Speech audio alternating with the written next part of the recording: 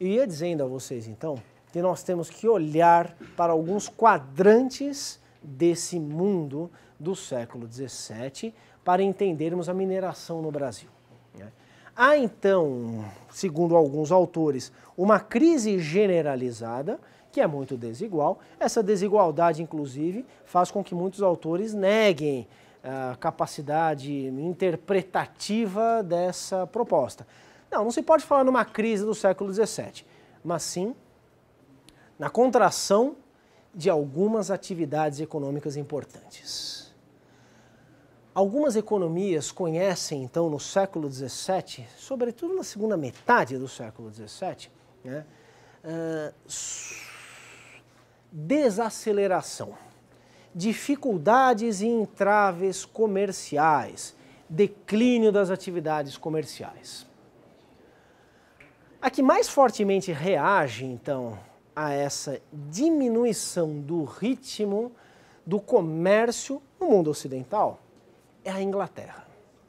A Inglaterra começa a surgir como uma potência mundial justamente nesse século XVII, quando ela, de maneira muito eficiente, embora sinuosa, embora dramática, embora trágica, reage aos efeitos negativos de uma situação geral.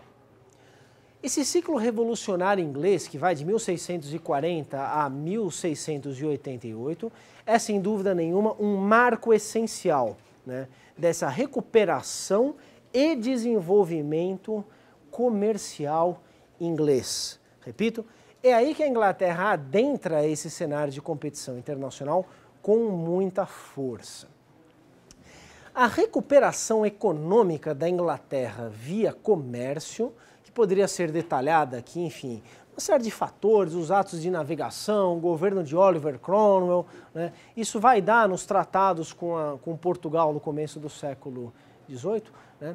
Essa recuperação e esse desenvolvimento da Inglaterra via comércio renovam a demanda por metais preciosos. Por quê? Porque o declínio do comércio no mundo ocidental, vamos admitir que isso tenha ocorrido, diminuiu a importância, por um lado, dos metais preciosos. Porque os metais preciosos, eles podem ser utilizados como moeda de troca. Não falei isso no começo da aula? Em economias muito ativas do ponto de vista comercial, as moedas elas são imprescindíveis. O desenvolvimento comercial demanda uma utilização crescente desses elementos de mediação rápida, versátil, dinâmica das trocas, que são as moedas, ao mesmo tempo que a disponibilidade de moedas facilita essa dinamização. A contração do comércio europeu no século XVII, diminuiu o afã pela busca de metais preciosos na América Portuguesa. Esse afã é renovado a partir do momento em que o crescimento do comércio inglês aumenta o valor dos metais preciosos. Porque esse desenvolvimento precisa estar assentado na disponibilidade dos meios de troca. Uma economia sem o metálico, sem as moedas, é uma economia engessada, é uma economia lenta, é uma economia mais básica, é uma economia de trocas, não é verdade? O que as moedas permitem? A atribuição de valor à mercadoria, um valor correspondido pelo usufruto de um instrumento dinâmico e versátil que são as moedas. Tá claro isso, pessoal?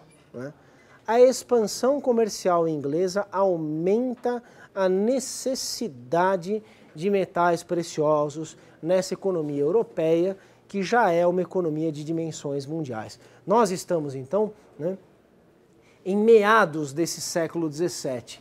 Nós estamos aqui em meio a uma hegemonia holandesa, uma hegemonia que logo entra em declínio. Qual é o principal competidor, então, a adentrar a esse cenário, competidor da Holanda? É a Inglaterra, mas é a França também. Porque a França também interage com essa recuperação da economia europeia, logo uma economia mundial, sobretudo na segunda metade do século XVII. A França já era uma potência mais importante do que a Inglaterra, né? No entanto, nós estamos aqui face a uma reconfiguração dos meios tradicionais de apresentação de uma potência nesse cenário. É disso que eu estou falando. Desse modo, nós temos que França e Inglaterra turbinando essa economia em recuperação, sobretudo a Inglaterra com uma expansão comercial mais assintosa, né, criam o quê? Novas expectativas de descoberta de metais preciosos na América Portuguesa. Por que na América Portuguesa? Não é apenas porque tem lá um monte de território desconhecido, mas é porque Portugal, ao se tornar independente do Império Habsburgo, da Espanha, em 1640, retorna a essa competição internacional numa posição subordinada. Depois de 1580, o início então da União Ibérica, quando Portugal e seus domínios são incorporados pelo Império Espanhol, depois de 1580 o Império Português jamais mostrou-se capaz de qualquer pretensão de hegemonia. Não. Quando ele se liberta então da Espanha em 1640, volta a esse cenário numa posição subordinada. Essa subordinação não significa necessariamente dominação política direta exercida por uma outra potência, mas sim incapacidade de usufruir plenamente de todo o seu potencial, inclusive econômico. Por que então que o ouro do Brasil é uma parte, essa é uma generalização excessiva? Uma parte do ouro do Brasil vai parar na Inglaterra, né? Porque as relações internacionais elas são pautadas por hierarquias, por desigualdades. As relações internacionais, desde que elas existem como resultado de um sistema interestatal que está se formando, então, essa passagem da Idade Média para a Idade Moderna, né, essas relações internacionais elas são sempre desiguais. Não há, então, posição equânime como uma regra, como uma norma desse sistema internacional. Pensem até hoje, né? Por que então Israel, peguei um exemplo qualquer, né, pode se dar ao direito de ignorar solenemente resoluções da Organização das Nações Unidas? Né? Isso acontece toda hora, né, pessoal? Ao contrário da resolução tal das Nações Unidas, Israel invadiu não sei o quê, papapá. Sim. Por que os Estados Unidos podem desobedecer resoluções da ONU? Porque a ONU só existe porque ela faz parte de um sistema de relações desiguais. Ah, mas são poucos países que têm poder de veto, isso é injusto.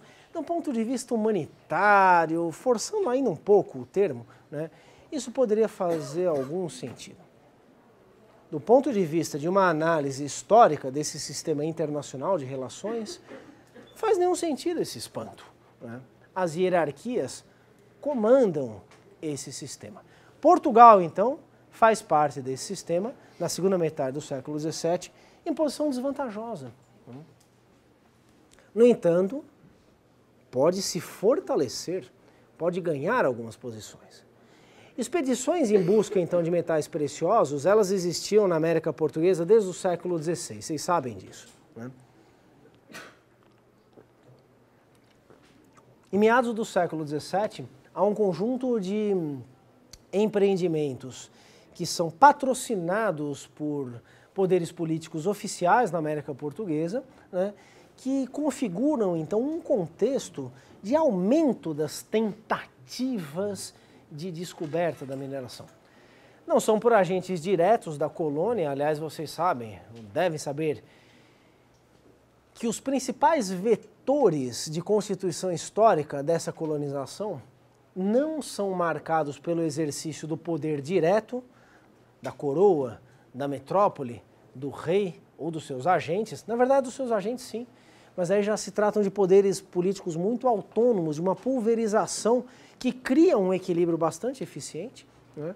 A mesma coisa ocorre, então, com essas expedições em busca de metais preciosos.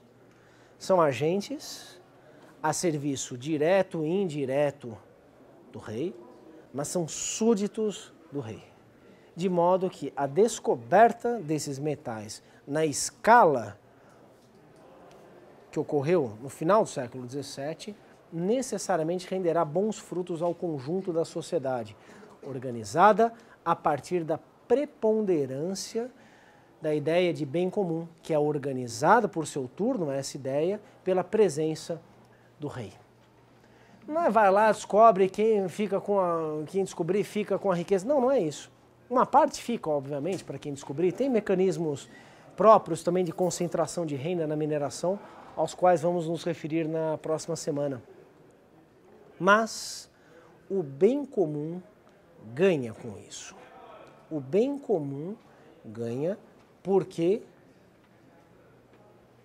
trata-se da recuperação do império. Essa é uma lógica tipicamente colonial. É isso que eu estou, tentando explicar aqui para vocês. Tudo bem, pessoal? Sim? As primeiras jazidas são encontradas em Minas Gerais entre 1693 e 1695. Não se tem uma data exata, não se sabe exatamente qual, por quem. Provavelmente ali na região da atual Sabará, que não existia como centro urbano. Essas cidades, essas vilas de Minas Gerais, elas se formam muito rapidamente no século XVIII, em função da rapidez, né, do atendimento de expectativas, né, em torno da mineração. Tudo se passa muito rapidamente nessas Minas Gerais, nos primeiros anos do século XVIII. Né. Em 1719 são descobertas as primeiras jazidas no Mato Grosso, em torno de Cuiabá. E em 1722, as primeiras jazidas em Goiás, região da atual cidade de Goiás, conhecida informalmente como Goiás Velho. Em 1719, então, Mato Grosso, Cuiabá. 1722, Goiás. 1729, o início da exploração sistemática dos diamantes no Cerro Frio, né, que faz parte também da capitania de Minas Gerais. Então vocês vejam que nessas primeiras décadas do século XVIII há uma concentração de descobertas significativas de ouro. Né? O Império Português se modifica. O Império Português diminui a sua fraqueza política e econômica. O Império Português, né, que é sobretudo o reinado de Dom João V, de 1706 até 1750, o Império Português se fortalece, melhora a sua posição em função desse ouro. Né? No entanto, não é suficiente para alçar Portugal a uma condição que ele não poderia atingir nesse século XVIII. Não atingiria jamais. Aí temos que entender finalmente a posição da Inglaterra. O Tratado de Methuen, de 1703, é um marco na consolidação de relações desiguais entre Portugal e Inglaterra nesse sistema internacional. Não é o único acordo, mas é um acordo famoso. Né? Os mais desavisados poderão interpretar como a Inglaterra passando a perna em Portugal, o que não faz nenhum sentido quando observamos essas lógicas que eu estou aqui expondo a vocês. Né? O que estabelecia o Tratado de Methuen, de 1703? Estabelecia a prioridade, né, dos vinhos portugueses nos mercados ingleses, como contrapartida da prioridade dos tecidos ingleses nos mercados portugueses. Bem, uma simples troca? Obviamente não, porque o peso da produção têxtil na Inglaterra é muito maior em termos absolutos, em termos comparativos, do que o peso da produção de vinhos em Portugal. Por que então o acordo? Porque quem manda mais, quem pode mais, manda mais. É um reconhecimento, então, dessa reconfiguração parcial desse sistema internacional, com a introdução definitivamente da Inglaterra como uma de suas grandes potências. Não é ainda uma posição consolidada, essa posição só será consolidada no final do século XVIII, ou se quisermos, no fim das guerras napoleônicas em 1815, quando finalmente a Inglaterra se livra da França.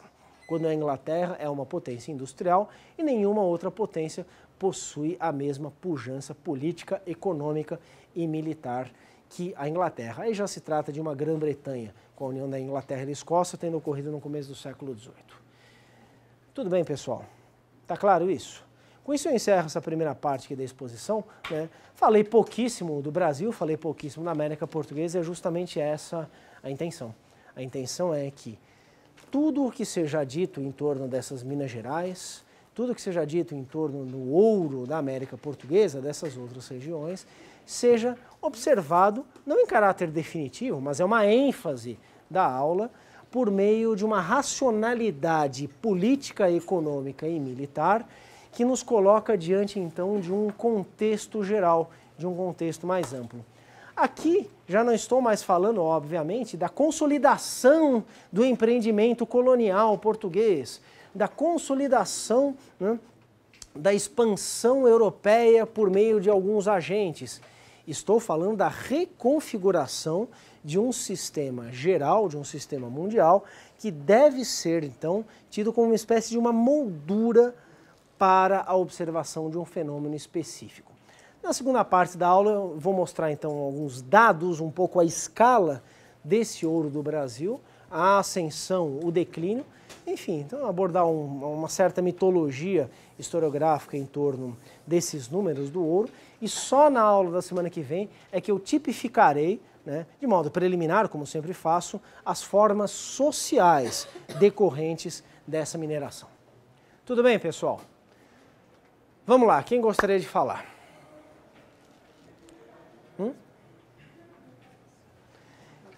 Diga. Essa proposição de que a Inglaterra seria hegemônica e controlaria esse comércio com Portugal, como o Arrighi colocaria então nesse esquema essa crescente então, do Império Português? Porque 1640 ainda ele está germinando no período do regime holandês, né? Sim. Então como ele colocaria? Milena, né? Milena, veja só, eu poderia desdobrar a sua pergunta, né? Como que no modelo do Arrighi, ou como que o Arrighi trata, se é que ele trata disso, né? A questão dessa recuperação parcial, dessa recuperação importante, ainda que não, enfim, não muito impactante em termos mundiais, do Império Português. Eu poderia desdobrar a sua pergunta, né, com um questionamento em torno da própria expansão comercial inglesa. Para todos os efeitos, nós poderíamos dizer, sim, a Inglaterra está preparando uma posição que ela não tem certeza que conquistará, mas ela está criando condições para conquistá-la um bom tempo depois, ali nesse século XVIII. Né? Acho que até aqui tudo bem. Né? Vejam, a Inglaterra ainda não é uma potência central, ela está entrando nesse cenário como uma potência central. Portugal, nesse aspecto da política, da economia, da mineração, vai a reboque da Inglaterra. Aí nós podemos fazer uma afirmação desse tipo. Não se trata de uma posição ahistórica, não se trata de uma constante na história da Inglaterra, e não se trata de simples subordinação, mas sim de decorrência dessas hierarquias do sistema internacional, tais quais observadas nessa segunda metade do século XVII, desculpe. O Arrighi diria então, Portugal reforça a criação das condições para a futura hegemonia inglesa. Seria mais ou menos isso. Né? Sim, mas como assim? O Império Português se desenvolve, mas se desenvolve para reforçar outro? Sim, é justamente isso. Há que se qualificar, então, esse fortalecimento do Império Português no século XVIII. Mas olha só, com essa afirmação, eu estou também chamando a atenção para o fortalecimento de Portugal e não para uma simples transferência de riqueza. Porque muitas vezes o nosso conhecimento, o vulgar conhecimento, uma concepção vulgar dessa história pode nos levar a crer que Portugal só perdeu com a mineração do Brasil. Porque não soube segurar, né, não soube usufruir do potencial de desenvolvimento econômico. Não é verdade. Se desenvolveu, diminuiu a sua debilidade econômica. No entanto, ao fazer isso, reforçou um outro agente. É assim que funciona esse sistema. Estamos, claro, no escopo de macro-observação, né? descendo às realidades, às minúcias da história, nós temos outros elementos que devem ser interpretados de outras maneiras. Mas em termos de uma explicação geral, estrutural, estamos na senda do Arrighi. Tudo bem? Legal. O que mais, pessoal? Eu não sei se foi por Marx ou por ele mesmo, que ele disse que o que atrapalha, o que gera essas crises, não é a grande variação da margem de lucro, e sim a concentração, porque um pequeno lucro com muito capital gera muito mais capital. Sim. E uma grande variação com pouco capital. Sim. Só que em dado momento da aula, o senhor falou que quando vem as crises, quem perde não é aquele que tem muito, sim o que tem pouco. Tá. Então entendamos, e essa é uma boa afirmação, que um dos modos então de indicar perdas e ganhos numa crise é a variação da taxa de lucro. Ou seja, sofre mais numa crise, isso é uma hipótese, né? Quem perde mais lucro e não necessariamente quem tem mais a perder ou quem tem menos a perder. Sim? Eu não pretendi, Caroline, acho que aí foi um mau entendimento das minhas afirmações, que nas crises sempre perdem aqueles que têm menos. Não, de maneira nenhuma, né? De certo modo, o Brasil perdeu menos na crise atual do capitalismo do que os Estados Unidos ou a Itália ou a Espanha, né? Por que isso aconteceu? Porque nas crises perde-se e ganha-se de modos distintos. É isso que eu quero dizer. E aí você tem razão. Uma das formas, então, de indicar quem perde ou quem ganha, né, é constatando variação de taxa de lucro. Esse é um ótimo critério. Então, quando eu disse, olha, os empresários, os grandes financistas norte-americanos e europeus não perderam nada. É verdade, mas as grandes economias mundiais perderam. Sim? Isso faria com que eles perdessem também, posteriormente? Não necessariamente. Por isso que esse sistema é complexo. Então, olha lá, tem uma desaceleração da economia norte-americana observada desde 2008. Pronto, constatamos isso. Significa que os norte-americanos mais ricos estão empobrecendo ou empobrecerão? Não. Significa, certamente, né, uma distribuição desigual das perdas. Quem que vai perder? É o sujeito, então, que não tem plano de saúde, que não vai ter plano de saúde, que tem que vender a casa para pagar o tratamento de uma doença e que vai viver no seu carro. Um fenômeno que, enfim, importante que tem sido observado num estado como a Califórnia, por exemplo. Se a Califórnia fosse um país, seria a quinta ou sexta economia mundial, né, afirmam alguns analistas. E, de repente, os cidadãos norte-americanos da Califórnia estão morando em carros. Alguns, obviamente. Alguns não vão ter problema nenhum com isso. Por quê? Porque a tal da variação da taxa de lucro diz respeito a um conjunto da economia e não à atividade específica deles. Porque nessa atividade eles foram preservados. Para que foi, então, o socorro, os socorros iniciais, tanto dos Estados Unidos quanto da União Europeia? Né? Os primeiros pacotes de ajuda, $1 trilhão da União Europeia, 960 bilhões de dólares dos Estados Unidos, depois veio um segundo pacote de ajuda. Os números são aproximados, né? Sim, para evitar um colapso global, para evitar a quebra de um sistema, né? Mas também para salvar os salários dos grandes financistas, salvar a renda dos grandes financistas considerados como pilares de sustentação desse sistema. Tá claro então, Caroline? Não se trata de o mais rico perde mais, o pobre perde menos, ou o contrário, né? É uma distribuição muito desigual de perdas e ganhos. Mas há um critério aí. Quem perde mais quem tem mais pode perder mais. No caso, uma economia nacional tem muito mais do que um agente privado. Sim? Legal. Tá claro isso, pessoal? Sim? Uma boa discussão.